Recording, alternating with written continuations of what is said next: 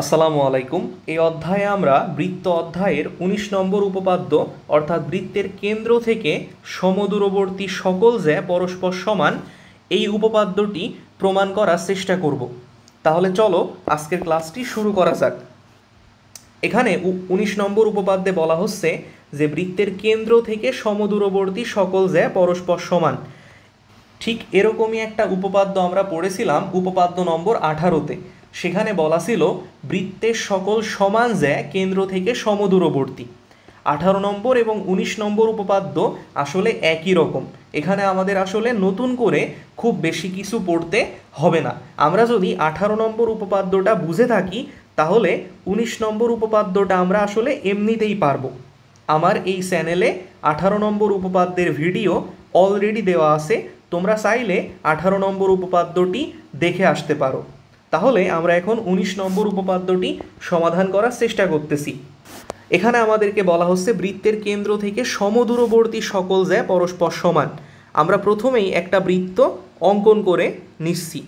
তাহলে এটা হচ্ছে আমাদের সেই বৃত্ত যার কেন্দ্র আমরা ধরে নিলাম কেন্দ্র ও, এবং আমরা এখানে দুইটা জ্যা অঙ্কন করে নিচ্ছি। এখানে আমরা দুইটা জ্যা অঙ্কন করে নিচ্ছি। এখানে আমরা কি করলাম, আমরা দুইটা জ্যা অঙ্কন করে নিলাম। এই হচ্ছে আমাদের দুইটা জ্যা।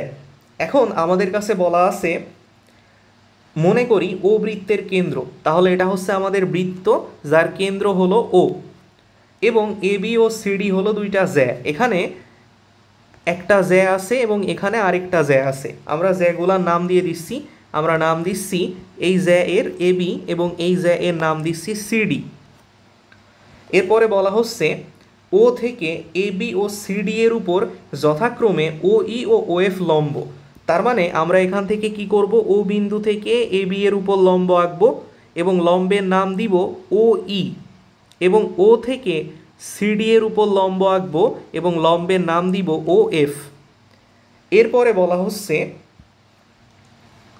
তাহলে ও ই ও ও এফ কেন্দ্র থেকে যথাক্রমে এ বি ও সিডি জ্যা এর দূরত্ব নির্দেশ করে।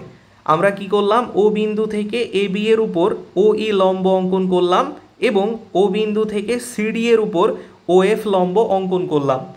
এই ও ই আসলে কেন্দ্র ও থেকে এ বি এর দূরত্ব নির্দেশ করে এবং ও এফ কেন্দ্র ও থেকে সিডি এর দূরত্ব নির্দেশ করে।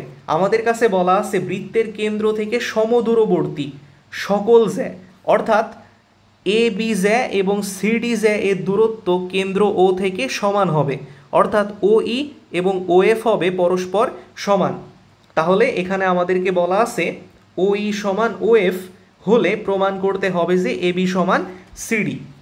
তাহলে আমরা অঙ্কনে কি করব, অঙ্কনে আমরা ও বিন্দু এবং এ বিন্দু যোগ করে দিব এবং ও বিন্দু ও সি বিন্দু যোগ করে দিব। তাহলে আমরা এখন ও এবং এ বিন্দু যোগ করে দিচ্ছি এবং ও এবং সি বিন্দু যোগ করে দিচ্ছি। এখন আমাদেরকে প্রমাণ করতে হবে এ বি সমান সিডি। তাহলে চলো আমরা প্রমাণ শুরু করি।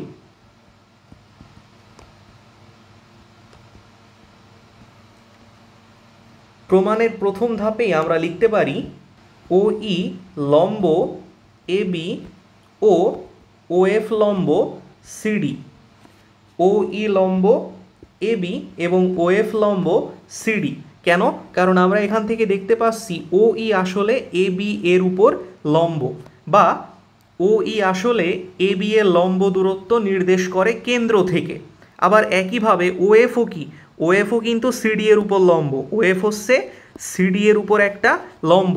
তাহলে সেটাই আমরা এখানে লিখলাম যে ও ই এ বি এর উপর লম্ব আর ও এফ সিডি এর উপর লম্ব। তাহলে এইটা যদি আমরা লিখি তাহলে অবশ্যই ও ই যেহেতু এ বি এর উপর লম্ব, তাহলে এই কোণটা কত হবে, 90 ডিগ্রি হবে বা সমকোণ হবে। যেহেতু ও ই এ বি এর উপর লম্ব, তাহলে এই কোণটা অবশ্যই হবে একটা সমকোণ বা 90 ডিগ্রি। আবার একইভাবে ও এফ সিডি এর উপর লম্ব, একইভাবে ও এফ হচ্ছে সিডি এর উপর লম্ব, তাহলে এই কোণটার মান কত হবে, এই কোণটার মানও হবে 90 ডিগ্রি। তাহলে আমরা বলতে পারি ও ই এ অর্থাৎ এই কোণ এবং OFC অর্থাৎ এই কোণ, এই দুইটা কোণই পরস্পর সমান এবং দুইটার মানই এক সমকোণ। অর্থাৎ আমরা বলতে পারি কোণ OEA এবং কোণ OFC এই দুইটা কোণ পরস্পর সমান এবং তাদের প্রত্যেকেরই মান এক সমকোণ। তাহলে এখান থেকে আমরা বলতে পারি সুতরাং কোণ OEA সমান কোণ OFC সমান এক সমকোণ বা 90 ডিগ্রি। তাহলে এখান থেকে আমরা লিখতে পারি কোণ OEA মানে এই কোণ এবং কোণ OFC অর্থাৎ এই দুইটা কোণ পরস্পর সমান। এখন 2 নম্বর ধাপে আমরা ত্রিভুজ OAE অর্থাৎ এই ত্রিভুজ এবং ত্রিভুজ OCF অর্থাৎ এই ত্রিভুজ, এই দুইটা ত্রিভুজ নিয়ে আমরা কাজ করব। দ্বিতীয় ধাপে আমরা ত্রিভুজ OAE এবং ত্রিভুজ OCF এই দুইটা ত্রিভুজ নিয়েই মূলত কাজ করব। তাহলে আমরা এখানে লিখব ত্রিভুজ OAE ও ত্রিভুজ OCF এ। এই দুইটা ত্রিভুজের ক্ষেত্রেই অতিভুজ দুইটা পরস্পর সমান। যেহেতু ত্রিভুজ OAE এর OEA এই কোণটি হলো সমকোণ, আমরা জানি সমকোণের বিপরীত বাহু হয় অতিভুজ, অর্থাৎ এই ত্রিভুজের অতিভুজ হলো OA, এই ত্রিভুজের অতিভুজ হলো OA। আবার একইভাবে OA কিন্তু OA হচ্ছে এই বৃত্তের একটা ব্যাসার্ধ, OA হলো এই বৃত্তের একটা ব্যাসার্ধ। আবার একইভাবে OCও এই ত্রিভুজের অতিভুজ এবং OC হলো এই ত্রিভুজের ব্যাসার্ধ। আর আমরা জানি একটি ত্রিভুজের সকল ব্যাসার্ধই পরস্পর সমান হয়। তাহলে আমরা বলতে পারি অতিভুজ OA সমান অতিভুজ OC। কেন? কারণ এরা দুইজনই একই বৃত্তের ব্যাসার্ধ, এরা দুজনেই হলো একই বৃত্তের ব্যাসার্ধ। আবার আমরা বলতে পারি OE সমান OF, আমরা বলতে পারি OE এবং OF পরস্পর সমান।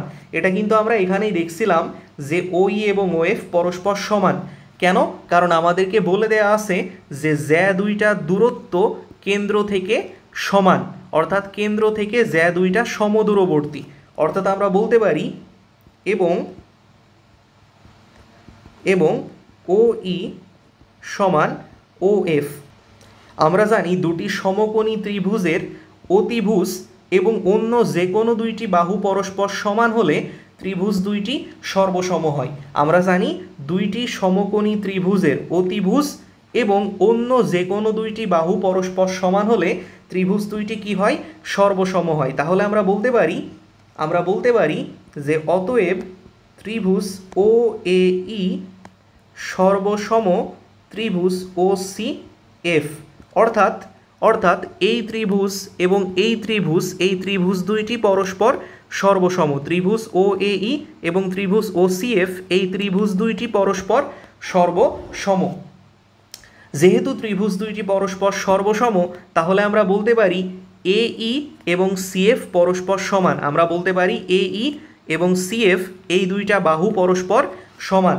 তাহলে আমরা এখান থেকে লিখতে পারি অতএব AE সমান CF। আবার আমরা 3 নম্বর ধাপে লিখতে পারি AE মানে আসলে হাফ AB এবং CF মানে আসলে হাফ CD। আমরা বলতে পারি AE মানে হাফ AB এবং CF মানে হলো হাফ CD। কেন? কারণ আমরা জানি ব্যাস ভিন্ন কোনো এর উপর কেন্দ্র থেকে অঙ্কিত লম্ব উক্ত কে সমদ্বিখণ্ডিত করে। যেহেতু আমরা AB এর উপর কেন্দ্র O থেকে OE লম্ব অঙ্কন করেছি, ফলে E বিন্দু হলো AB এর মধ্যবিন্দু। অর্থাৎ AE এবং BE পরস্পর সমান এবং AE হবে AB এর অর্ধেক। AE অর্থাৎ এতটুকু, এই যে এতটুকু হবে এই টোটালটার অর্ধেক, এতটুকু হবে এই পুরাটুকুর অর্ধেক। বুঝতে পারছো তোমরা? একইভাবে O বিন্দু থেকে CD এর উপর অঙ্কিত লম্ব OF, অর্থাৎ F বিন্দুটি হলো CD এর মধ্যবিন্দু। অর্থাৎ CF এবং DF পরস্পর সমান এবং CF হলো CD এর অর্ধেক। এই সিএফ হলো সিডি এর অর্ধেক, অর্থাৎ সিএফ যদি হয় 2 তাহলে সিডি হবে কত 4। সিএফ যদি 2 হয় সিডি হবে কত 4। সিএফ যদি 5 হয় সিডি কত হবে 10 হবে, অর্থাৎ সিএফ মানে এতটুকু হলো এই পুরাটার অর্ধেক। তাহলে এখানে আমরা সেটাই লিখলাম, আমরা লিখলাম সিএফ সমান হাফ সিডি। এখন আমরা কিন্তু প্রমাণ করেছি এই সমান সিএফ, আমরা প্রমাণ করেছি এই সমান সিএফ, এই সমান সিএফ। এখন আমরা এই এর পরিবর্তে লিখতে পারি হাফ এবি এবং সিএফ এর পরিবর্তে লিখতে পারি হাফ সিডি।